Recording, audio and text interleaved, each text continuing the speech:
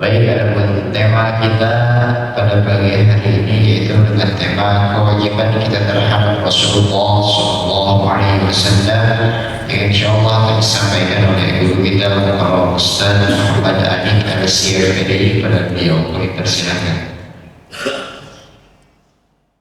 Bismillahirrahmanirrahim. Assalamualaikum warahmatullahi wabarakatuh. Innal hamdalillah nahmaduhu wa nasta'inuhu wa nastahdihi wa nastaghfiruhu wa natubu ilaih. Wa na'udzu billahi min syururi anfusina wa sayyiati a'malina. May yahdihillahu fala mudhillalah wa may yudlilhu fala hadiyalah. Asyhadu an la ilaha illallah wahdahu la syarikalah wa asyhadu anna Muhammadan abduhu wa rasuluhu la nabiyya ba'dah amma ba'd. Faqala Allahu azza wa jalla fi kitabihil karim. A'udzu billahi minasyaitonir rajim. Wa may yuti'illaha war rasula fa ulaika ma'al ladzina an'ama Allahu 'alaihim minan nabiyyin was-siddiqin wasyuhada'i was-salihin wa hasuna ulaika rafiqa. Dzalikal fadlu minallah wa kafa billahi 'alima.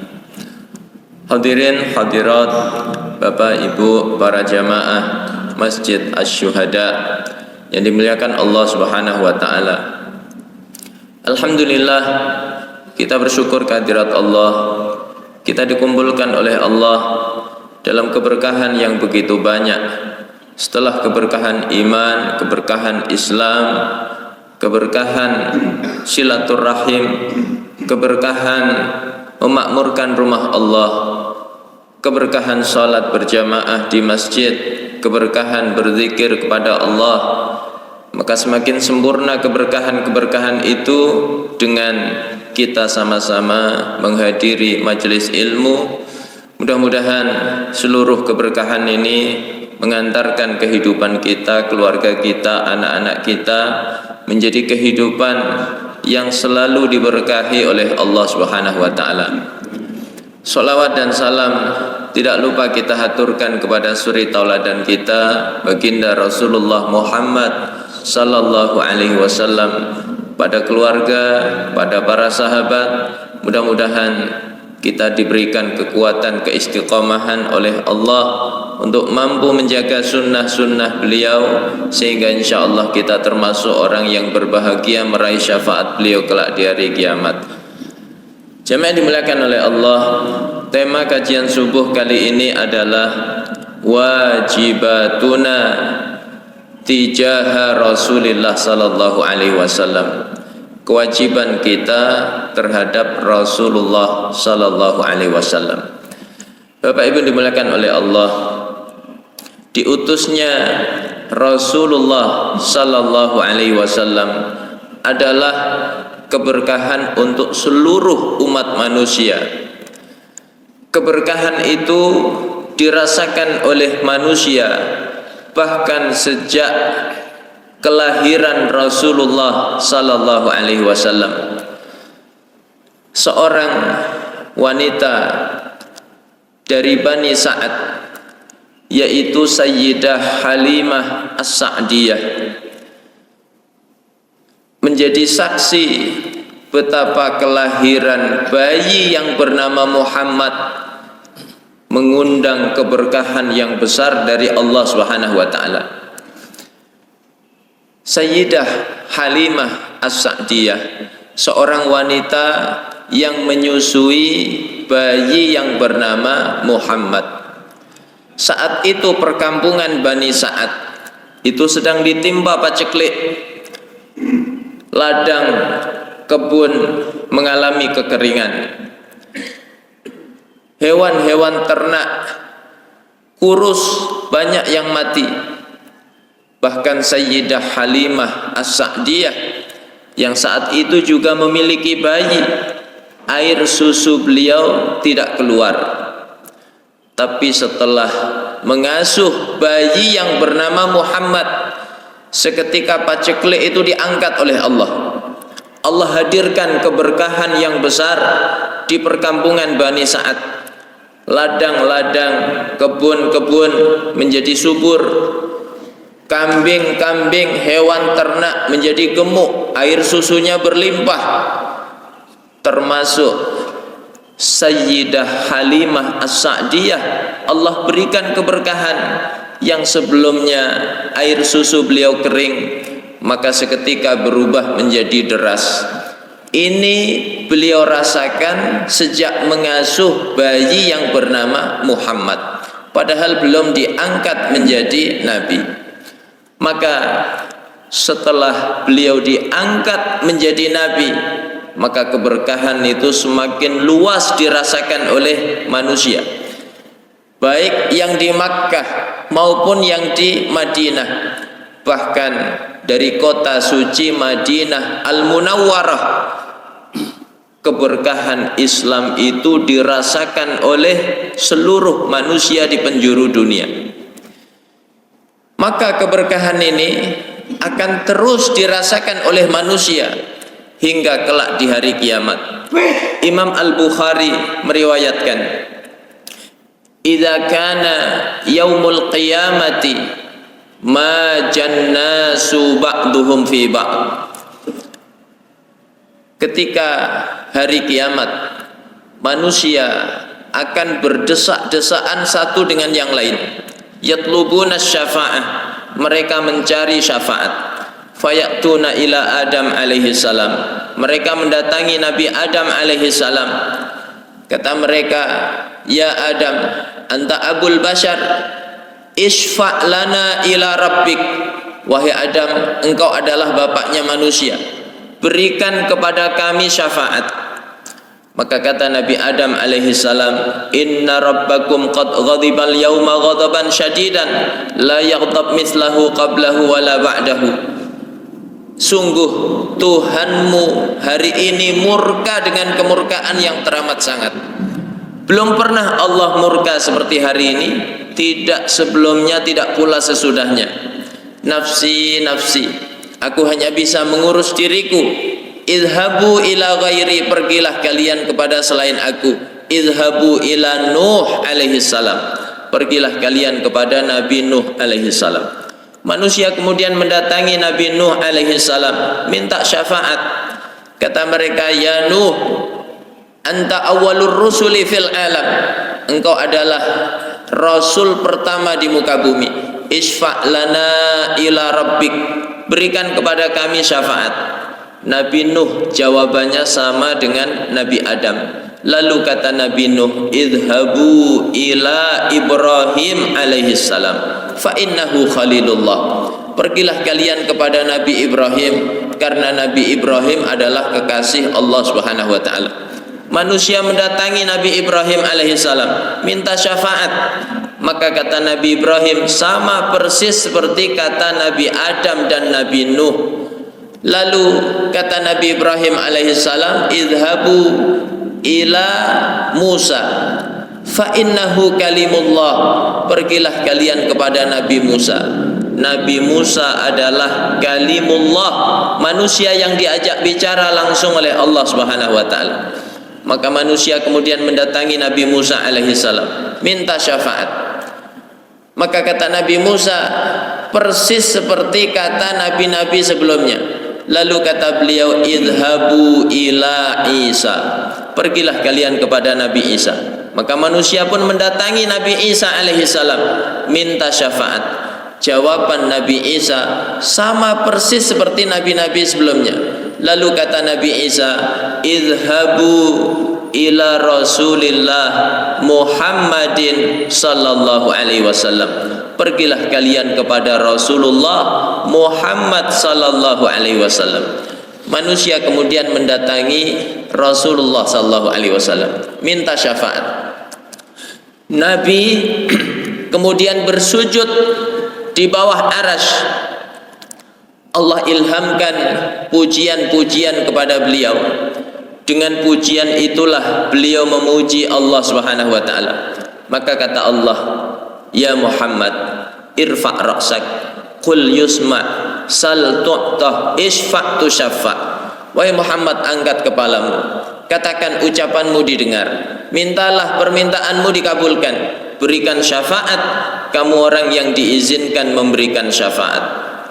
Maka Rasulullah mengatakan, ummati ummati, umatku ya Allah.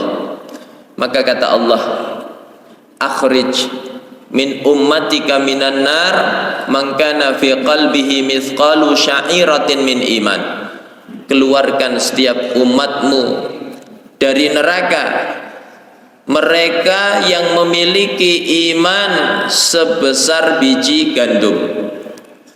Maka dikeluarkan manusia dari neraka mereka yang memiliki iman seberat gandum. Kemudian Nabi bersujud untuk kedua kalinya, minta syafaat. Maka Allah kemudian mengizinkan, akhrij min ummatika minan nar man kana fi qalbihi nisfu syairatin min iman. Keluarkan setiap umatmu dari neraka mereka yang memiliki iman seberat setengah biji gandum. Lalu Nabi bersujud kepada Allah untuk ketiga kalinya. Kata Allah, akhrij min ummatika minan nar man kana fi qalbihi mithqalu dzarratin min iman. Keluarkan setiap umatmu dari neraka mereka yang punya iman seberat biji sawi. Lalu Nabi bersujud keempat kalinya. Ya, kata Allah, akhrij. Kata Allah Subhanahu wa taala, al-an bi'izzati wa jalali wa kibriyai wa azamati la ukhrijanna min ummatika man qala la ilaha illallah. Setelah Nabi memohon kepada Allah, ya Allah, izinkan aku untuk memberi syafaat kepada umatku siapapun mereka yang pernah mengucapkan la ilaha illallah. Maka kata Allah, wahai Muhammad, dengan keagunganku, dengan kemuliaanku, dengan kebesaranku, aku akan keluarkan setiap umatmu yang pernah mengucapkan la ilaha illallah. Inilah syafaat uzma, syafaat yang agung yang dinantikan oleh manusia di hari kiamat, diberikan oleh siapa? Rasulullah Muhammad sallallahu alaihi wasallam. Maka jamaah yang dimuliakan oleh Allah, terhadap manusia yang jasanya begitu besar dari sejak kehidupan dunia sampai kehidupan akhirat, maka kita memiliki kewajiban yang besar terhadap manusia yang begitu mulia. Apa kewajiban kita? Yang pertama adalah al-imanu bihi wa tasdiqum bi risalati. Mengimani beliau dan membenarkan kerasulan beliau, bahwa beliau adalah khatamul anbiya wal mursalin, penutup para nabi dan rasul. Artinya setelah beliau diwafatkan oleh Allah, maka tidak ada lagi nabi dan rasul setelahnya. Maka kalau hari ini kita menyaksikan ada orang berani mengaku sebagai nabi, di Bogor Ahmad Musaddiq ngaku sebagai nabi, di Jawa Timur ada namanya Sujari ngaku menjadi nabi, di perbatasan Jawa Barat Jawa Tengah ya ada orang namanya Tugimin ngaku jadi nabi. Maka wajib hukumnya kita untuk tidak percaya. Ini kewajiban kita terhadap Rasulullah sallallahu alaihi wasallam. Di Indonesia ini terkadang unik, Maulid diperingati setiap tahun, tapi begitu muncul nabi palsu selalu saja ada orang yang mendukungnya. Kan aneh. Maka kewajiban kita yang pertama mengimani Rasulullah sallallahu alaihi wasallam adalah khatamul anbiya wal mursalin. Nabi yang terakhir setelah beliau wafat, tidak ada lagi nabi setelahnya. Kemudian membenarkan bukti-bukti kerasulannya. Setiap yang Nabi katakan pasti benar, tidak mungkin salah. Karena wa ma yantiqu anil hawa in huwa illa wahyu yuha.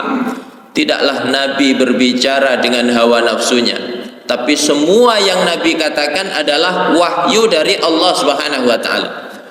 Maka Nabi menyampaikan beberapa prediksi kenabian.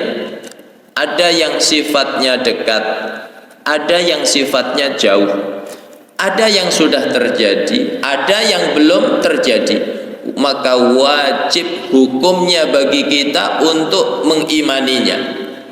Contoh, Nabi menyampaikan prediksi yang sifatnya itu dekat. Thabit bin Qais radhiyallahu anhu, ini juru bicaranya Rasulullah sallallahu alaihi wasallam. Suaranya keras karena juru bicara. Maka turunlah ayat kedua surat Al-Hujurat. Ya ayyuhalladzina amanu la tarfa'u aswatakum fawqa sautin nabi wa la tajharu lahu bil qawli kajahri ba'dikum li ba'din an tahbata a'malukum wa antum la tash'urun. Hai orang-orang yang beriman, jangan meninggikan suara di hadapan Nabi. Jangan mengeraskan suara seperti kalian mengeraskan suara satu dengan yang lain. Bisa jadi amal kalian hancur sedangkan kalian tidak menyadarinya. Ayat ini turun, apa sebabnya? Abu Bakar dan Umar berselisih tentang siapa yang menyambut kabilah yang datang. Maka kata Umar, biar si fulan saja yang menyambut. Kata Abu Bakar, biar si fulan saja yang menyambut. Maka kemudian suara Abu Bakar As-Siddiq meninggi. Wahai Umar, kamu selalu menyelisih aku. Umar menjawab dengan suara yang tidak kalah tinggi, aku tidak bermaksud menyelisihi kamu. Padahal di situ ada Rasulullah sallallahu alaihi wasallam. Maka turunlah ayat tadi. Bagaimana reaksi Thabit bin Qais ketika ayat ini turun? Beliau merasa ayat ini teguran keras dari Allah untuk dirinya. Maka Thabit bin Qais menangis bertaubat kepada Allah, tidak berani keluar dari rumahnya. Maka Rasulullah merasa kehilangan. Mana Thabit? Sudah beberapa hari tidak kelihatan. Sahabat mengatakan, ya Rasulullah, Thabit nangis di rumahnya. Maka Rasulullah menjenguknya. Rasulullah menghiburnya. Kata beliau, ala tuhibbu an ta'isha hamidan wa tamuta syahidan wa tadkhulal jannah. Hei Thabit, apa kamu tidak senang kamu ini hidupnya mulia, menjadi juru bicara Rasulullah, kamu kelak mati syahid dan kamu kelak masuk surga? Maka lihat prediksi Nabi terbukti. Tidak lama setelah beliau diwafatkan, lalu kepemimpinan dilanjutkan Abu Bakar As-Siddiq. Maka di antara fitnah yang dihadapi Abu Bakar As-Siddiq adalah fitnahnya nabi palsu, namanya Musailamah Al-Kadzab. Maka diperangi oleh Abu Bakar As-Siddiq. Di antara yang syahid dalam perang itu siapa? Thabit bin Qais. Persis seperti prediksi Rasulullah sallallahu alaihi wasallam. Ini dekat jaraknya.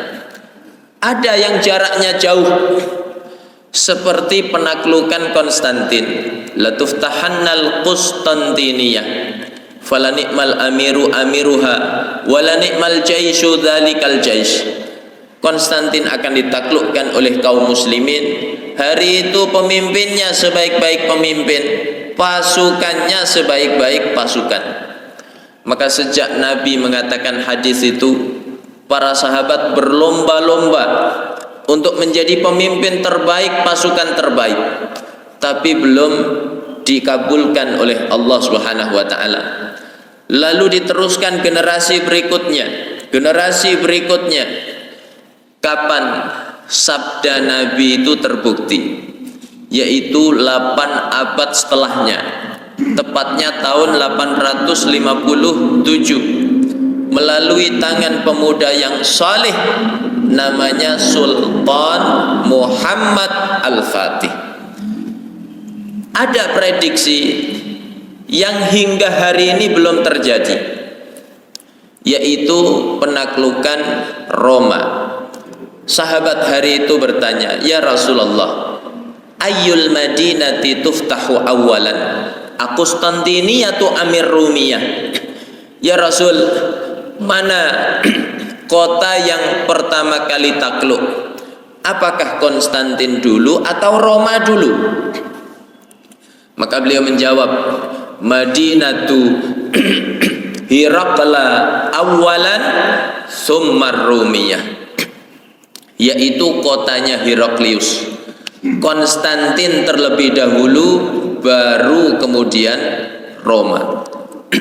Maka jemaah dimuliakan oleh Allah, kita wajib mengimani setiap yang disabdakan oleh Nabi, karena yang beliau sampaikan adalah wahyu dari Allah Subhanahu wa taala. Ini kewajiban pertama.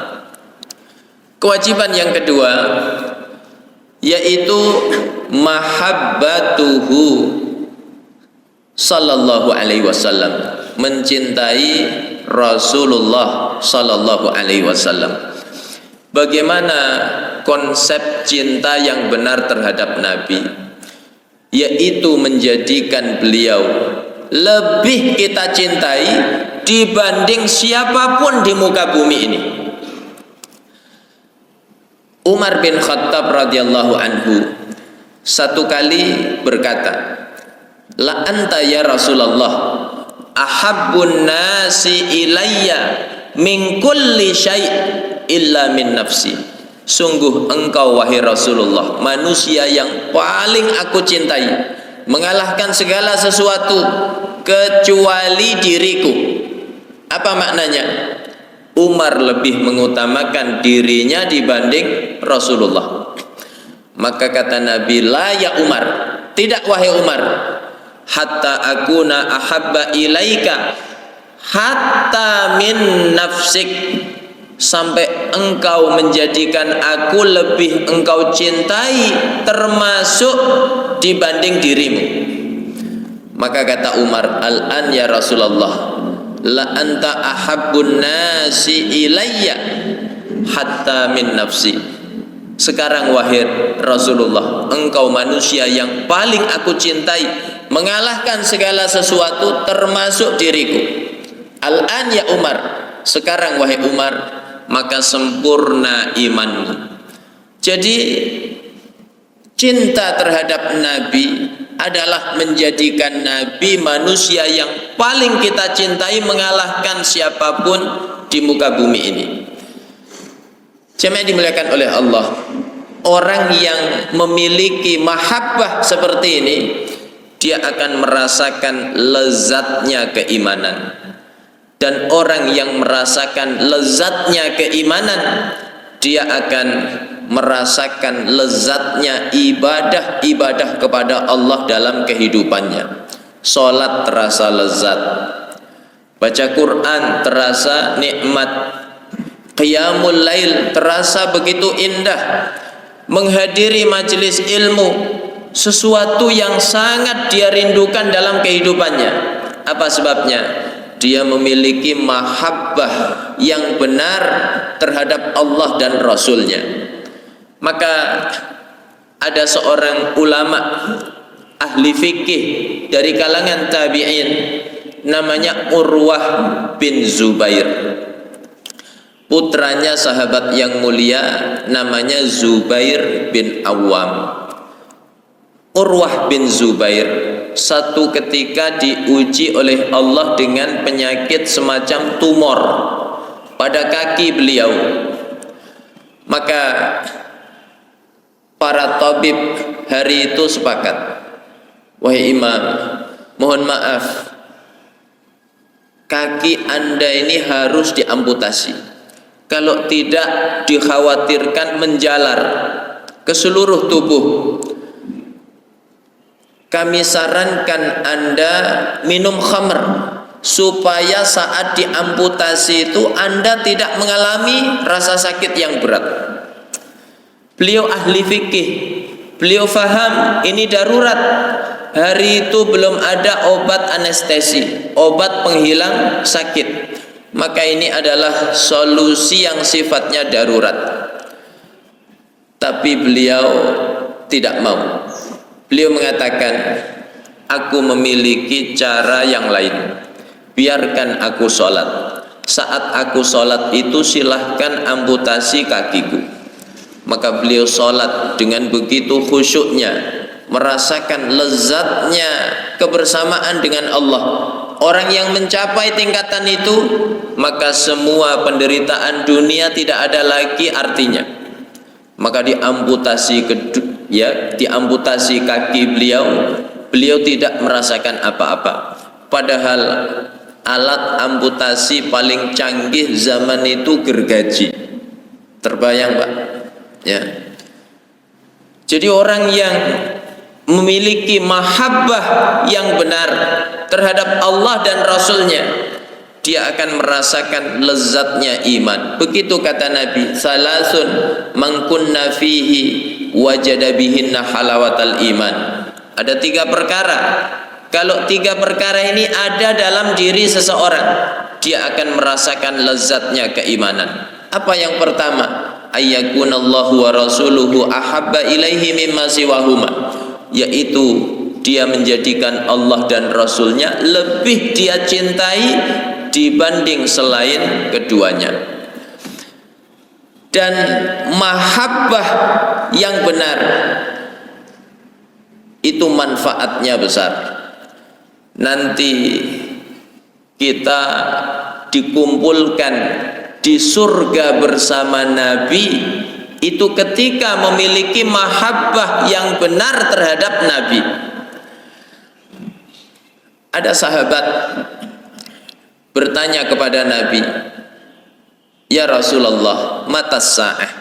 Ya Rasul, kiamat itu kapan? Maka Rasulullah balik bertanya, wa madza a'datta li ajliha? Apa yang kamu siapkan untuk menyongsongnya? Kiamat kapan itu urusan Allah. Yang terpenting persiapan kita untuk menyongsongnya.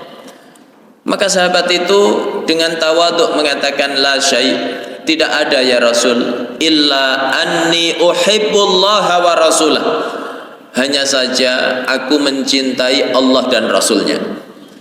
Maka Rasulullah mengatakan, anta ma'aman ahbabta, kamu kelak dikumpulkan oleh Allah di akhirat bersama orang yang kamu cintai. Bagaimana kesaksian Anas bin Malik, perawi hadis ini?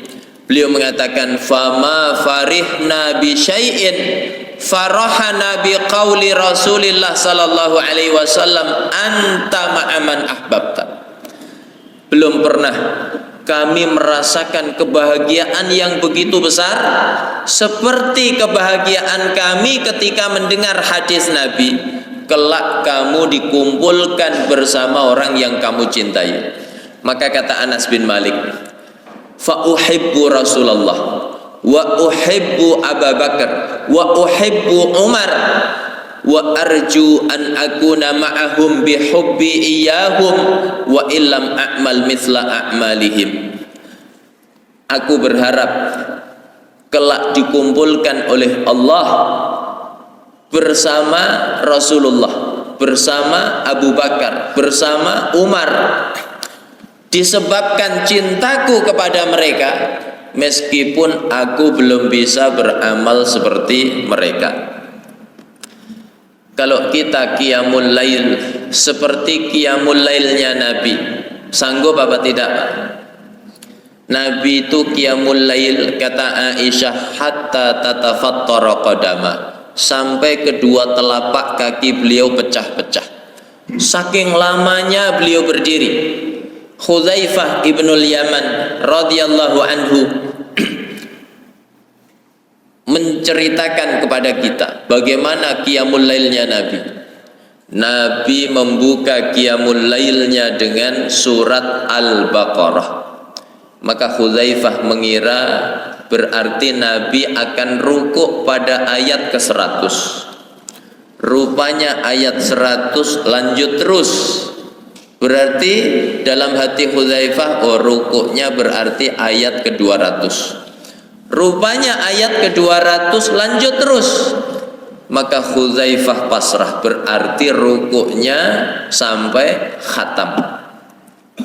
Begitu khatam, la yukallifullahu nafsan illa wus'aha laha ma kasabat wa 'alaiha maktasabat, sampai akhir ayat. Rupanya lanjut lagi surat Ali Imran. Berapa ayat, Pak? 200 ayat. Surat Ali Imran khatam, ya ayyuhalladzina amanu sabiru wasabiru warabitu, ya. Lanjut lagi An-Nisa 176 ayat. Sanggup Pak qiyamul lail seperti ini? Ini baru 1 rakaat. Lalu kata Hudzaifah, rukuknya Nabi itu lamanya mendekati berdirinya. Sujudnya Nabi lamanya mendekati rukuknya. Berat kita mengamalkan qiyamul lail seperti itu. Tapi kita bisa berkumpul bersama Nabi dengan apa? Mahabbah, cinta yang benar. Jamaah dimuliakan oleh Allah. Satu ketika ada sahabat datang menemui Nabi. Sahabat itu mengadu. Ya. Kata sahabat itu, ya Rasulullah, kami di dunia bisa melihat wajahmu, bisa bercengkrama bersamamu, bisa bermajelis bersamamu. Tapi kami khawatir ya Rasulullah, kalau nanti kami diwafatkan oleh Allah, engkau pun diwafatkan oleh Allah, pasti Allah akan membangkitkanmu bersama manusia-manusia yang mulia, bersama para nabi, para syuhada, para siddiqin. Sedangkan kami ya Rasulullah, jangan-jangan nanti di akhirat tidak bisa melihatmu. Maka Rasulullah terdiam, terharu dengan cinta sahabat yang begitu besar kepada beliau. Maka turunlah ayat 69 dan 70 yang saya baca di muqaddimah tadi. Wa may yuti'illaha war rasula fa ulaika ma'al ladzina an'amallahu 'alaihim minan nabiyyin was-siddiqin wasyuhada was-salihin wa hasuna ulaika rafiqa. Dzalikal fadlu minallah wa kafa billahi alima. Siapa yang mentaati Allah dan Rasulnya, maka nanti akan dikumpulkan oleh Allah bersama manusia-manusia yang diberi kenikmatan oleh Allah. Siapa mereka? Para nabi, para siddiqin, para syuhada, para salihin. Mereka adalah sebaik-baik kawan. Ini dahsyatnya cinta. Maka penting kita hari ini mengarahkan cinta kita kepada orang-orang yang benar, kepada para nabi, kepada orang-orang saleh, kepada para ulama. Jangan sampai kita salah mengarahkan cinta kita, karena nanti kita akan dikumpulkan oleh Allah di akhirat itu bersama orang-orang yang kita cintai. Ini kewajiban yang kedua. Kewajiban yang ketiga, jamaah yang dimuliakan oleh Allah, adalah ta'atuhu, mentaati Nabi. Bukti iman itu taat. Generasi terbaik membuktikan kebaikan iman mereka itu dengan cara taat. Ketaatan para sahabat terhadap Nabi menembus batas logika dan batas perasaan. Hari itu logika manusia, perasaan manusia tunduk terhadap keimanan mereka kepada Rasulullah sallallahu alaihi wasallam. Contoh, Pak. Dulu masjid itu tidak seperti masjid kita hari ini. Masjid zaman Nabi itu lantainya pasir. Makanya Nabi dan para sahabat kalau sholat pakai sendal. Kalau hari ini orang masuk Masjid Asy-Syuhada pakai sendal, kira-kira pengurus DKM-nya marah apa tidak, Pak? Jemaah yang dimuliakan oleh Allah, Nabi sholat pakai sendal. Di tengah-tengah sholat diberitahu Jibril, ya Rasulullah, pada sendalmu terdapat najis. Maka Nabi langsung melepas kedua sendalnya di saat sholat. Sahabat-sahabat di belakang Nabi seluruhnya lepas sendal. Nggak ada yang nanya dulu, konfirmasi dulu, klarifikasi dulu, ya, nggak ada. Semuanya merespon apa yang dilakukan oleh Nabi dengan ketaatan. Jadi logika hari itu tunduk terhadap iman. Lagi, Pak, masalah selera, ya. Anas bin Malik radhiyallahu anhu, ini pembantunya Rasulullah. 10 tahun Anas membantu Nabi. Anas ini nggak suka sayuran yang bernama labu. Labu tahu, Pak? Tapi satu hari Anas makan bersama Nabi. Lauknya itu labu. Rasulullah senang makan labu. Maka sejak hari itu Anas bin Malik menyukai labu. Padahal selera tidak bisa dipaksakan. Tapi hari itu Masya Allah, selera para sahabat tunduk terhadap kecintaan mereka kepada Rasulullah sallallahu alaihi wasallam. Rasulullah suka labu, maka sahabat pun suka labu, ya. Sekarang masalah perasaan, satu perkara yang sangat sensitif karena menyangkut masalah hati. Zainab binti Jahsh ini sahabiyah yang nasabnya mulia,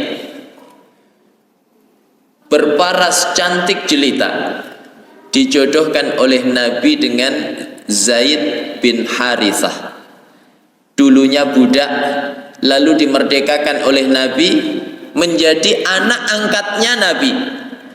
Maka wajar Zainab awalnya menolak. Bukankah pertimbangan menikah itu diantaranya masalah nasab? Kata Zainab, ya Rasulullah, ana khairun minhu hasaba, aku ini lebih baik nasabnya dibanding dia. Maka turun ayat 36 surat Al-Ahzab, wa ma kana lil mu'minin wala mu'minatin idza qadallahu wa rasuluhu amran ay yakuna lahumul khiyaratu min amrihim wa may ya'sillaha wa rasulahu faqad dhalla dhalalan mubina.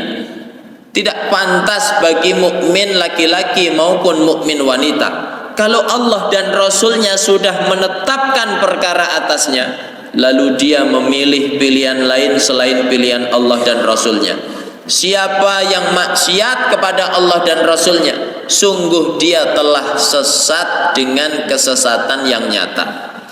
seketika Zainab meralat perasaannya, inni ati'ullaha wa rasulah, aku ini manusia yang taat kepada Allah dan Rasulnya. Ya Rasulullah, nikahkan aku dengan siapapun yang engkau ridhoi. Maka akhirnya menikahlah dengan siapa? Zaid bin Harithah. Ya. Begitu para sahabat hari itu membuktikan iman mereka itu dengan cara taat, ya. Dan mereka kalau sudah taat kepada Nabi, maka aspek-aspek yang lain itu diabaikan, termasuk aspek ekonomi. Ada sahabat laki-laki pakai cincin emas di jarinya. Laki-laki pakai cincin emas, halal apa haram, Pak? Haram. Emas ini dihalalkan untuk wanita, tapi diharamkan untuk laki-laki. Maka jangan ada bapak-bapak pakai cincin emas. Kalau ada bapak-bapak pakai cincin emas, nah ini namanya bapak-bapak yang solehah. Ya. Nabi lihat sahabat pakai cincin emas, marah. Ya, kata Nabi, kok ada salah satu dari kalian memakaikan api neraka pada jarinya. Nabi melepasnya lalu Nabi membuangnya. Ya. Pertanyaannya, Pak, cincin yang dibuang tadi, cincin emas yang dibuang, andaikan diambil, boleh apa tidak? Boleh.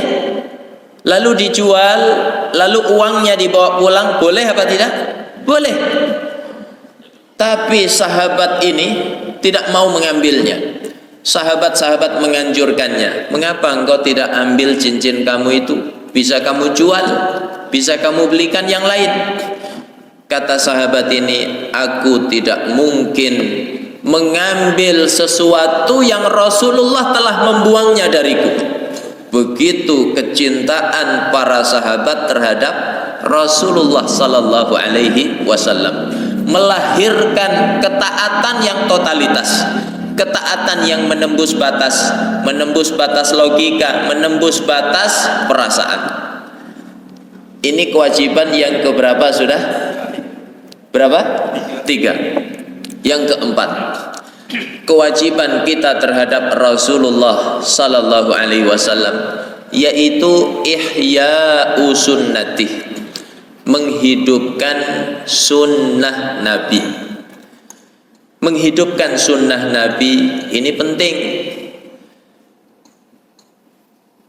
Jangan kita hari ini berpikiran, kan cuma sunnah Ustaz, kalaupun tidak dilakukan tidak sampai berdosa. Jangan. Ini cara berpikirnya anak kecil. Cara berpikir kita dulu ketika masih kecil. Begitu mendengar cuma sunnah, kalaupun ditinggal tidak sampai dosa, ya. Sunnah ini penting. Orang yang menghidupkan ibadah sunnah itu nanti dijamin syafaat Rasulullah sallallahu alaihi wasallam. Maka Rasulullah menawari pembantu sebuah permintaan. Pembantu itu faham yang menawari ini Rasulullah. Apapun permintaan mereka pasti diijabah oleh Allah Subhanahu wa taala. Tapi pembantu zaman itu tidak ingat dunia, yang mereka ingat akhirat. Pembantu zaman itu ketika ditawari Nabi, "Hallaka hajah?" Apakah kamu punya kebutuhan? Kata pembantu, "Ya Rasulullah, as'aluka syafa'ataka yaumal qiyamah." Aku hanya ingin meraih syafaatmu kelak di hari kiamat. Karena dia faham setiap manusia nanti membutuhkan syafaat. Maka kata Nabi, "A'inni ala dzalika bi kathratis sujud." Kalau begitu bantu aku untuk mewujudkan permohonanmu dengan cara kamu memperbanyak sujud. Apa makna memperbanyak sujud? Kata para ulama, memperbanyak sholat sunnah. Bahkan tidak hanya sampai di situ, orang yang menghidupkan sunnah Nabi nanti di akhirat berkumpul bersama Rasulullah di surga Allah Subhanahu wa taala. Ada sahabat namanya Rabi'ah bin Ka'ab Al-Aslami. Rabi'ah satu ketika membawakan wadu, ya, wadu itu air untuk berwudu, kepada Rasulullah sallallahu alaihi wasallam. Maka Rasulullah berterima kasih. Rasulullah menawari Rabi'ah permintaan. Ya Rabi'ah, sal, wahai Rabi'ah, mintalah kamu sesuatu. Rabi'ah tahu persis yang nyuruh ini Nabi. Apapun permintaannya pasti diijabah oleh Allah. Rabi'ah tidak ingat dunia, yang dia ingat akhirat. Coba kalau kita di posisi Rabi'ah, pasti mintanya nggak jauh dari urusan dunia. Minta rumah yang megah, minta mobil yang mewah, minta aset yang berlimpah. Itu kita, isi kepala kita dunia. Tapi para sahabat, orientasi berpikir mereka adalah ukhrawi, isinya akhirat semua. Maka begitu ditawari permintaan, yang mereka minta akhirat bukan dunia. Kata Rabi'ah, ya Rasulullah, as'aluka murafaqataka fil jannah. Ya Rasul, aku hanya ingin berkumpul di surga bersamamu. Kata Nabi, awa ghaira dzalik, adakah permintaan yang lain? Kata Rabi'ah, huwa dzaka ya Rasulullah, itu saja permohonanku. Maka kata Nabi, inni ala dzalika bikasratis sujud. Kalau begitu bantu aku mewujudkan permohonanmu dengan cara kamu memperbanyak sujud. Makna memperbanyak sujud adalah sholat sunnah. Ini yang keberapa sudah? 4. Ya, terakhir yang kelima. Alarmnya udah bunyi terus. Ya. Yaitu ad-difa'u anhu, membela Rasulullah sallallahu alaihi wasallam. Membela Rasulullah ini kewajiban besar. Ketika Nabi masih hidup, kewajiban itu dipraktekkan dengan sempurna oleh sahabat-sahabat Nabi. Dalam perang Uhud dikisahkan, ya, ketika para pemanah khilaf lupa terhadap wasiat Rasulullah sallallahu alaihi wasallam. Di antara sebabnya apa? Dalam riwayat Aisyah disebutkan, iblis hari itu ikut serta. Jadi saking dahsyatnya perang Uhud ini, iblis ikut serta. Dia menjelma sebagai orang tua, lalu berseru kepada para pemanah, hei, perang telah selesai, kumpulkan ghanimah, harta rampasan perang. Maka sebagian besar pemanah tertipu, mereka lupa wasiat Nabi, ya. Maka komandan pemanah mengingatkan, ittaqullah, bertakwalah kalian kepada Allah. Apakah kalian melupakan wasiat Rasulullah sallallahu alaihi wasallam? Tapi 40 dari 50 pemanah ini sudah turun, tertipu oleh siapa? Iblis. Maka Khalid bin Walid melihat peluang itu. Saat itu Khalid masih kafir, dia ahli strategi perang. Dia lihat para pemanah sudah turun, ini kesempatan. Khalid memutar arah. Dalam sekejap pasukan Khalid sudah di atas bukit.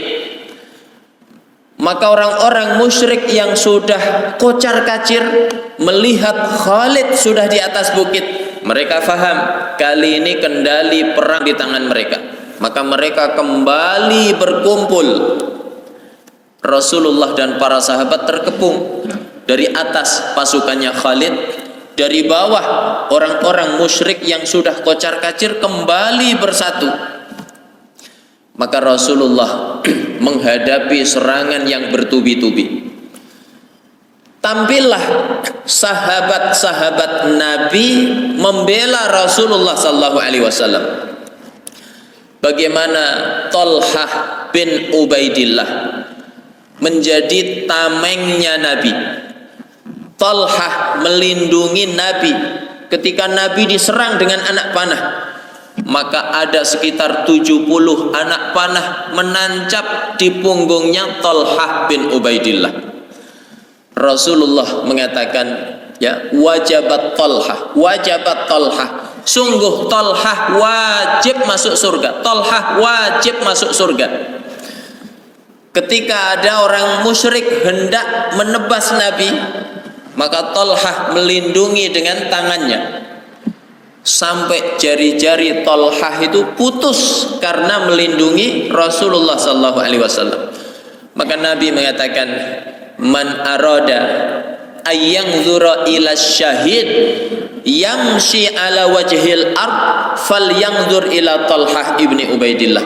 Siapa yang ingin melihat orang yang mati syahid tapi masih berkeliaran di muka bumi, lihatlah siapa? Thalhah bin Ubaidillah. Ya. Begitu sahabat-sahabat Nabi melakukan pembelaan terhadap Nabi. Ada sahabat namanya Anas bin Nadhr. Anas bin Nadhr tidak ikut perang Badar. Maka dia menyesal, ya Allah, kalau engkau beri aku kesempatan untuk berjihad bersama Rasulmu, maka engkau akan melihat pembelaanku terhadap agamamu. Perang Badar tahun kedua Hijriah di bulan Ramadan, perang Uhud tahun ketiga Hijriah di bulan Syawal. Anas membuktikan janjinya.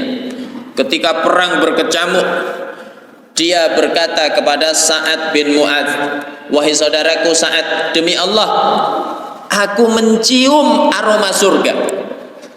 Orang kalau sudah cium aroma surga, dunia ini tidak ada lagi artinya.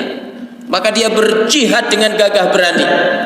Dia meraih syahid, bahkan wajahnya tidak bisa dikenali. Ada 80 luka lebih di sekujur tubuhnya. Apakah sayatan pedang, apakah tusukan tombak, ataukah tembakan anak panah, sampai wajahnya tidak bisa dikenali. Siapa yang bisa mengenalinya? Satu-satunya yaitu saudari perempuannya melalui jari jemarinya. Jadi tinggal jarinya yang masih utuh. Maka Allah menurunkan ayat 23 surat Al-Ahzab. Minal mu'minina rijalun sadaqu ma ahadullah alaih faminhum man qada nahbahu wa minhum man yantadhir wa ma baddalu tabdila. Di antara orang-orang yang beriman itu ada orang-orang yang jujur terhadap janji mereka kepada Allah. Di antara mereka ada yang meraih syahid, di antara mereka ada yang menunggu-nunggu, dan mereka tidak pernah merubah janji mereka kepada Allah Subhanahu wa ta'ala. Jadi ketika Nabi masih hidup, pembelaan itu dilakukan sempurna oleh sahabat. Maka setelah Nabi wafat, apakah pembelaan itu sudah tidak wajib? Pembelaan terhadap Nabi hari ini ada di setiap pundak kita kaum muslimin. Kita wajib hukumnya membela Nabi. Kalau ada orang berani menghina Nabi, tidak boleh kita diamkan, ya, laporkan. Jangan sampai kita diam menyaksikan penghinaan terhadap Rasulullah sallallahu alaihi wasallam. Ini kewajiban kita yang kelima. Inilah jamaah yang dimuliakan oleh Allah, beberapa kewajiban kita terhadap Rasulullah sallallahu alaihi wasallam. Mudah-mudahan Allah memberikan kekuatan iman, kekuatan keistiqomahan kepada kita semuanya untuk mampu menunaikan kewajiban-kewajiban kita terhadap Nabi sehingga inilah bukti cinta kita terhadap Nabi, sehingga kita kelak dihimpun oleh Allah di surga bersama Nabi. Amin ya rabbal alamin. Kalau ada yang benar semata-mata dari Allah, kalau ada yang salah ini kekhilafan saya mohon maaf yang sebesar-besarnya. Aqulu qauli hadza wa sallallahu ala nabiyyina Muhammad wa ala alihi wa sahbihi wasallam walhamdulillahi rabbil alamin. Assalamualaikum warahmatullahi wabarakatuh.